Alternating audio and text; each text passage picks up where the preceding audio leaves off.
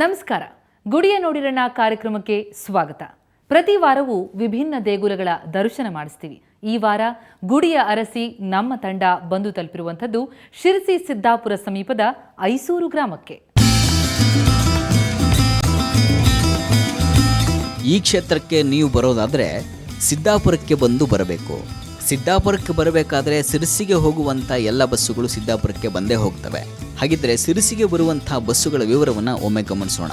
ಐರಾವತ ಹೊರಡುವ ಸಮಯ ರಾತ್ರಿ 10ಕ್ಕೆ, ಇದರ ದರ 690 ರೂಪಾಯಿ. ಇನ್ನು ರಾಜಹಂಸ ಇದು ಹೊರಡುವ ಸಮಯ ರಾತ್ರಿ 7ಕ್ಕೆ, 9:30ಕ್ಕೆ ಹಾಗೂ 10:30ಕ್ಕೆ, ಇದರ ದರ 581 ರೂಪಾಯಿ. ಇನ್ನು ಕರ್ನಾಟಕ ಸಾರಿಗೆ ಇದು ಹೊರಡುವ ಸಮಯ ರಾತ್ರಿ 8ಕ್ಕೆ, 8:30ಕ್ಕೆ ಹಾಗೂ 10:45ಕ್ಕೆ, ಇದರ ದರ 413 ರೂಪಾಯಿ. ಅಂದಹಾಗೆ ಈ ಕ್ಷೇತ್ರದಲ್ಲಿ ಉಳಿದುಕೊಳ್ಳುವಂಥ ವ್ಯವಸ್ಥೆಗಳು ಇಲ್ಲ. ಹಾಗಾಗಿ ಬಂದಂಥವರು ಶಿರಸಿಯಲ್ಲೇ ಉಳಿಯುವಂಥ ವ್ಯವಸ್ಥೆಯನ್ನು ಮಾಡಿಕೊಳ್ಬೇಕು.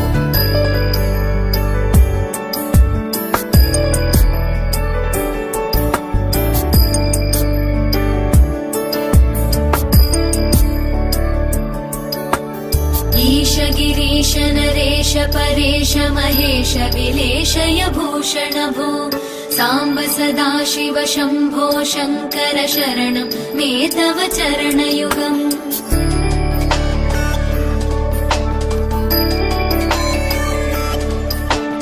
ಉಭಯಾದಿವ್ಯ ಸುಮಂಗಲ ವಿಗ್ರಹಯಾ ಲಿಂಗಿತ ವಾಮಾಂಗ ವಿಭೋ ಸಾಂಬ ಸದಾ ಶಿವ ಶಂಭೋ ಶಂಕರ ಶರಣಂ ಮೇ ತವ ಚರಣಯುಗಂ. ದೂರೀಕುರು ಮಾಮಜ್ಞಮನಾಥಂ ದೂರೀಕುರು ಮೇ ದುರಿತಂ ಭೋ ಸಾಂಬ. ನಾನೀಗ ನಿಂತಿರ್ತಕ್ಕಂಥದ್ದು ಸೋಮನದಿಯಲ್ಲಿ. ಇದನ್ನು ಸೋಮನದಿ ಅಂತ ಕರೀತಾರೆ. ಈ ಸೋಮನದಿಯ ತಟದಲ್ಲಿ ಅಂದರೆ ಸೋಮನದಿಯ ಬೆಟ್ಟದ ಮೇಲೆ ಗೌರೀಶಂಕರ ಸ್ವಾಮಿ ನೆಲೆಸಿದ್ದಾನೆ. ಪರಶಿವ ಹೇಗೆ ಶಿಖರದಲ್ಲಿ ಚಂದ್ರನನ್ನು ಧರಿಸಿದ್ದಾನೋ ಹಾಗೆ ಈ ಕ್ಷೇತ್ರದಲ್ಲಿ ಆ ಸೋಮ ಅಂದರೆ ಚಂದ್ರ ಅಂತ, ಆ ಚಂದ್ರನೇ ನದಿಯಾಗಿ ಹರಿತಾ ಇದ್ದಾನೆ ಅನ್ನುವ ಅರ್ಥದಲ್ಲಿ ಈ ನದಿ ಸಾಗ್ತಾ ಇದೆ.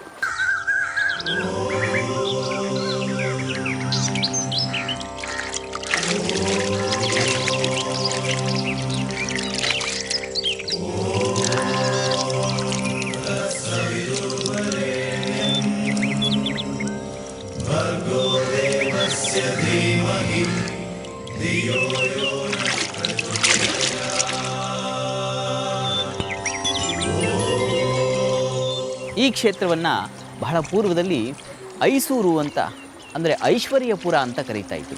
ಈ ಐಶ್ವರ್ಯಪುರ ಅನ್ನಲಿಕ್ಕೆ ಒಂದು ಐತಿಹ್ಯ ಕಾರಣ ಇದೆ. ಆ ಕಾರಣವನ್ನು ನಾನು ಹೇಳ್ತೀನಿ ಈ ಗೌರೀಶಂಕರನನ್ನು ದರ್ಶನ ಮಾಡ್ತಾ.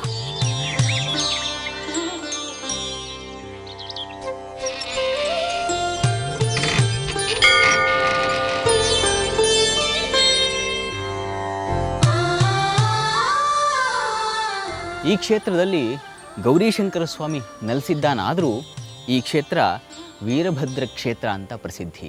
ಪ್ರಧಾನವಾಗಿ ಇಲ್ಲಿ ಪೂಜೆ ನೆರವೇರುವಂಥದ್ದು ವೀರಭದ್ರ ಸ್ವಾಮಿಗೇನೆ. ಆ ಸ್ವಾಮಿಯ ಪೂಜಾದಿ ವಿವರಗಳ ಜೊತೆಗೆ ಆ ಕ್ಷೇತ್ರದ ಪುರಾಣದ ಕಥೆಯನ್ನು ನಾನು ನಿಮಗೆ ತಿಳಿಸ್ಕೊಡ್ತೀನಿ. ಆದರೆ ಅದಕ್ಕೂ ಮುನ್ನ ಈ ಕ್ಷೇತ್ರಕ್ಕೆ ಒಂದು ಇತಿಹಾಸ ಇದೆ. ಅದೇನು ಅಂತಂದರೆ ವಿಜಯನಗರದ ಸಾಮ್ರಾಜ್ಯಕ್ಕೆ ಅದರ ಆಡಳಿತಕ್ಕೆ ಒಳಪಟ್ಟಂಥ ಕ್ಷೇತ್ರ ಇದಾಗಿತ್ತು.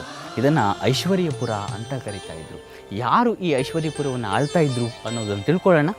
ನಾವು ದೇವಸ್ಥಾನದ ಪ್ರದಕ್ಷಿಣೆ ಮತ್ತು ದೇವಸ್ಥಾನದ ಅಂಗಣವನ್ನು ಪ್ರವೇಶಿಸ್ತೀವಿ.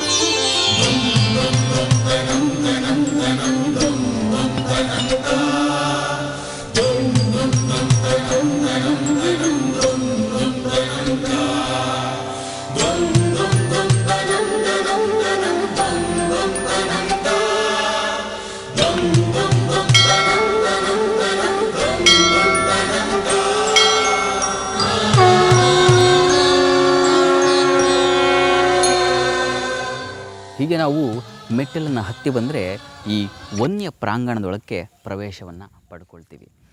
ಈ ವನ್ಯ ಪರಿಸರವನ್ನು ನೋಡ್ತಾ ಇದ್ದರೆ ಮನಸ್ಸಿಗೆ ಆನಂದವಾಗುತ್ತೆ. ಇಂಥ ಕಾಡಿನ ಪರಿಸರದಲ್ಲಿ ಗೌರೀಶಂಕರ ಮತ್ತು ವೀರಭದ್ರ ಸ್ವಾಮಿ ನೆಲೆಸಿರ್ತಕ್ಕಂಥದ್ದು. ಅಂದಹಾಗೆ ನಾನು ಆಗಲೇ ಹೇಳಿದೆ, ಈ ಕ್ಷೇತ್ರ ಬಿಳಿಗಿ ಅರಸರ ಆಳ್ವಿಕೆಗೆ ಒಳಪಟ್ಟಿತ್ತು. ಅವರೇ ಇಟ್ಟದ್ದು ಇದನ್ನು ಐಶ್ವರ್ಯಪುರ ಅಂತ ಕರೀತಾ ಇದ್ದರು.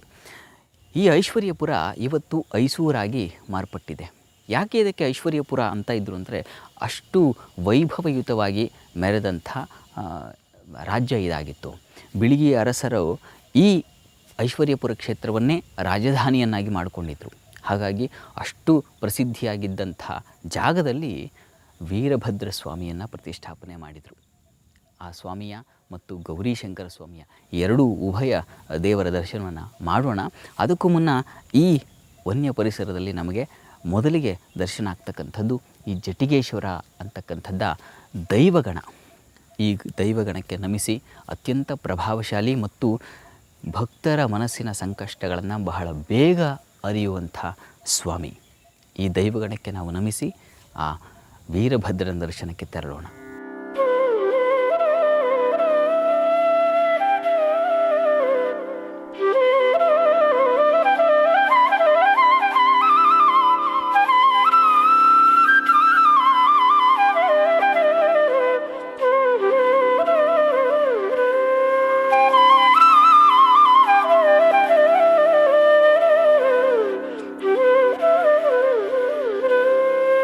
ನಾವೀಗೇನು ನೋಡಿದ್ವಲ್ಲ, ಜಟಿಗೇಶ್ವರ ಸ್ವಾಮಿ ಅಂದರೆ ಈ ಕ್ಷೇತ್ರದ ಒಂದು ಗಣ.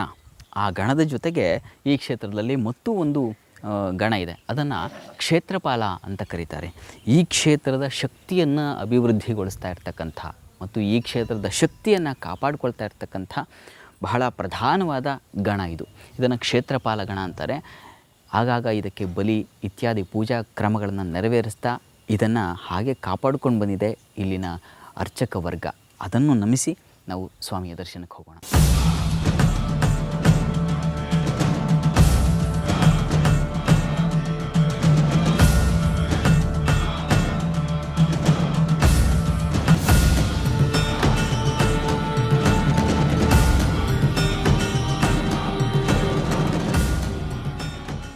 ಇಲ್ಲಿರುವ ಪ್ರಧಾನ ದೇವತೆ ವೀರಭದ್ರ ಸ್ವಾಮಿ. ಈ ವೀರಭದ್ರ ಸ್ವಾಮಿ ಅವತಾರ ತಾಳಿದ್ದೇ ಬಹಳ ರೋಚಕವಾದಂತಹ ಕತೆ. ಆ ಕಥೆಯನ್ನು ತಿಳಿಯೋಣ ಒಂದು ಪುಟ್ಟ ವಿರಾಮದ ನಂತರ.